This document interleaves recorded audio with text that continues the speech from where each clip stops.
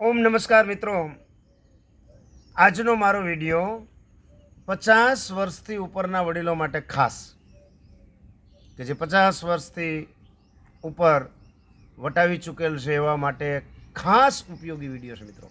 અને અત્યાર સુધીમાં 3 વિડીયા મેં મૂક્યા છે: ભસ્ત્રિકા, કપાલભાતિ, બાહ્ય, અને આ ચોથો વિડીયો છે અગ્નિસાર ક્રિયા. અગ્નિસાર પ્રાણાયામ પણ કહી શકાય, અગ્નિસાર ક્રિયા તમને અનુકૂળ લાગે નામ એને આપી શકો છો. ચોથો વિડીયો છે મારો મિત્રો. અને આ ચારેય પ્રાણાયામ આવી રીતે હું મારી આ ચેનલમાં 10 વિડીયો મૂકવાનો છું.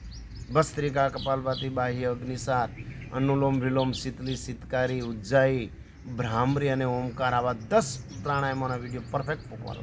એમાં પહેલું પ્રાણાયામ મેં શીખવાડેલ ભસ્ત્રિકા પ્રાણાયામ. એ ભસ્ત્રિકા પ્રાણાયામ તમે સ્લો, મધ્યમ અને ઝડપી 3 રીતે કરી શકો.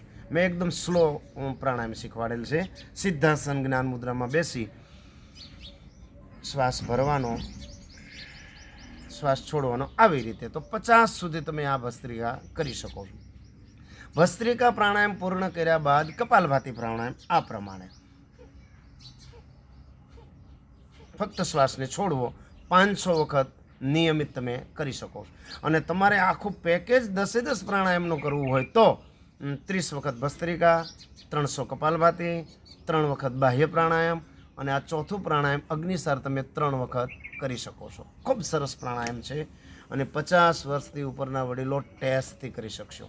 અને પ્રાણાયામો ટોપ લેવલ ઉપર છે. આસનો એના કરતાં ઉંમરલાયક માણસો માટે આ ખૂબ ઉપયોગી છે. પણ બાળકો, યુવાનો, વડીલો તમામ યોગ કરી શકો છો અને મારી જેમ રોગમુક્ત બની શકો છો મિત્રો. અને હું કંઈ મહાન યોગી નથી મિત્રો, પણ રોગ મટાડેલ છે એ તો ફાઇનલ. કારણ કે 25 વર્ષ પહેલાં ખૂબ તકલીફ હતી ને એમાંથી બહાર નીકળી હું રોગમુક્ત બનેલ છું, એટલે આ વિડીયો મૂકું છું. અને મારી ચેનલની અંદર વિડીયા તમને જોવા મળશે એકદમ ટોપ નહીં જોવા મળે. લાઇટ બાઇટ પ્રકાશ કે છે ઝાંખા જોવા મળશે. કદાચ અમુક કાળા પણ વિડીયા હશે, કારણ કે હું સામાન્ય મોબાઈલથી ઉતારું છું. સામાન્ય મોબાઈલથી મારા વિડીયા મૂકું છું, પણ મારા વિડીયા લાભકારક હશે મિત્રો. જો તમે આ પ્રાણાયામો શરૂ કરશો તો તમે 100% એનો લાભ મેળવી શકશો. અને દરેક વિડીયાની અંદર કંઈક ચેન્જિંગ તમને જોવા મળશે મિત્રો. અને નિયમિત યોગ ઘેર બેઠા તમારે કરવા હોય તો આ ચેનલને સબસ્ક્રાઈબ, લાઇક, શેર કરી નાખો અને ઘેર બેઠા યોગ શીખો મિત્રો. ભસ્ત્રિકા પ્રાણાયામ તમારે દાખલા તરીકે કોઈને સમય ન હોય, એક જ પ્રાણાયામ કરવો હોય તો ભસ્ત્રિકા કરો 50 વખત. કપાલભાતિ એક જ પ્રાણાયામ કરવું હોય તો 500 વખત કરો. બાહ્ય પ્રાણાયામ તમારે એક જ કરવું છે તો 11 વખત કરો.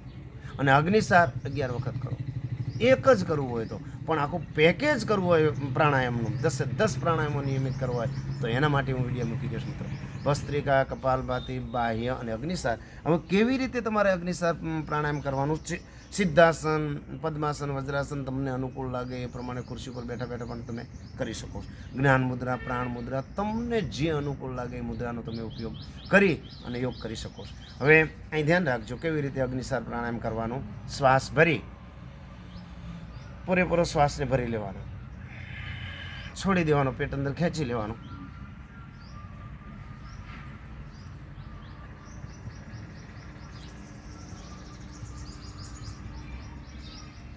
આ પ્રમાણે પેટની મૂવમેન્ટ કરાવવાની, અંદર બહાર પેટ કરવાનું અને કાઉન્ટિંગ કરવાના. શરૂઆતમાં 5-5 વખત તમે અંદર બહાર કરો, પછી ધીરે ધીરે પ્રયત્ન કર્યા બાદ એને નોન સ્ટોપ 20-20, 25-25 સુધી તમે કરી શકો છો. અને નિયમિત આખું પેકેજ કરવું એને 3 વખત કરશે તો પણ ચાલશે. અગ્નિસાર પ્રાણાયામ 3 વખત કરશો તો પણ ચાલશે. પણ એક જ પ્રાણાયામ તમારે કરવું છે, તમારી પાસે સમય નથી તો 11 વખત અગ્નિસાર પ્રાણાયામ તમે કરી શકો છો અને તંદુરસ્ત જીવન જીવી શકો છો મિત્રો.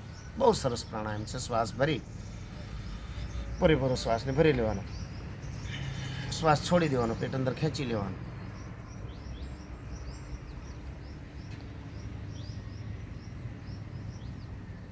આ પ્રમાણે આનો જબરદસ્ત લાભ તમને પાચન શક્તિ ઉપર એનો પ્રભાવ જોવા મળશે. જેની પાચન શક્તિ નબળી હશે તો પાચન શક્તિ તમારી ટોપ થઈ જશે મિત્રો. જેને ભૂખ ન લાગતી હોય તો ખાવાનું ભાવશે, પાચન થશે. પેટના અવયવો માટે તો રામબાણ છે. શ્વસન તંત્ર ઉપર પણ એનો પ્રભાવ પડશે મિત્રો. બહુ ટોપ પ્રાણાયામ છે. નિયમિત આ પ્રાણાયામ તમે અપનાવી તંદુરસ્તી મેળવી શકો છો. શરીરની કોઈ પણ પ્રકારની ગેસની તકલીફ ક્યારેય નહીં રહે. જો તમે અગ્નિસાર પ્રાણાયામ કરશો તો ગેસની તકલીફ મટી જશે, પેટને લગતી તમામ તકલીફોમાંથી તમે બહાર નીકળી જશો. કબજિયાત તો જળમૂળમાંથી નાબૂદ થઈ જશે, કારણ કે અંદરના અવયવો પર સીધી એની અસર થાય. અને ડાયાબિટીસવાળા માટે પણ ટોપ છે આ પ્રાણાયામ. અસ્થમા માટે ઘણા બધા લાભ છે આના, જો તમે શરૂ કરશો તો. પણ ગભરાવાની કોઈ જરૂર નથી મિત્રો. અને બીજું એક ખાસ કે આપણી એવી માન્યતાઓ હોય છે કે એક્ઝેક્ટ ટાઈમે યોગ કરવા, એવું નથી. તમને અનુકૂળ લાગે ત્યારે તમે યોગ કરી શકો છો, પણ નરણા કોઠે. તમે દાખલા તરીકે 8 વાગે જાગ્યા હોય તો 9 વાગે એકાદ કલાક બધો તમારો કાર્યક્રમ પતાવી અને 9 વાગે બેસી જાઓ. 10 વાગે પણ કરી શકાય, એવું કાંઈ નથી. તમારું ટાઈમિંગ કેવું છે, તમારો બિઝનેસ કેવો છે, ધંધો કેવો છે, એના ઉપર આધારિત છે.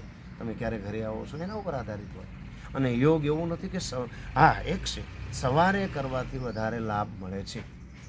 સવારે યોગ કરવાથી વધારે, પણ કદાચ કોઈને સેટિંગ ન હોય સાંજે પણ કરી શકો છો.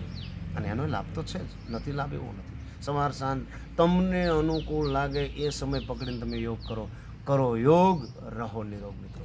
યોગ કરશો તો 100% તમે નિરોગી રહેશો મિત્રો. અને નિયમિત યોગ સાથે જોડાઈ જાઓ, તંદુરસ્ત જીવન જીવી શકશો. અને મારી ચેનલમાં હજી હું 10 વિડીયો મૂકવાનો છે. આ ચોથો વિડીયો છે, ભસ્ત્રિકા, કપાલભાતિ, બાહ્ય, અગ્નિસાર. હવે અનુલોમ વિલોમ પ્રાણાયામનો પણ વિડીયો મૂકવાનો છું મિત્રો. અને 25 વર્ષથી યોગ સાથે જોડાયેલ છું, એટલે ઘણા બધા અનુભવ થયા.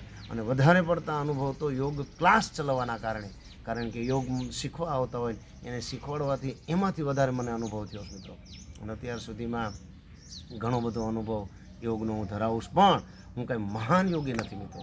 એક સામાન્ય યોગી છું. રોગ મટાડી શકું એટલી શક્તિ મેં મેળવી ચૂકી છે. વિધાઉટ મેડિસન ટોપ જીવન હું જીવી શકું છું. એટલે તમે યોગ કરશો તો વગર ગોળીએ, વગર ટીકડાએ ટોપ જીવન જીવી શકશો. મારી આ ચેનલને તમને અનુકૂળ લાગે, વિડીયો ગમે તો લાઇક કરજો, શેર કરજો, સબસ્ક્રાઈબ કરવાનું ભૂલતા નહીં મિત્રો. નમસ્કાર.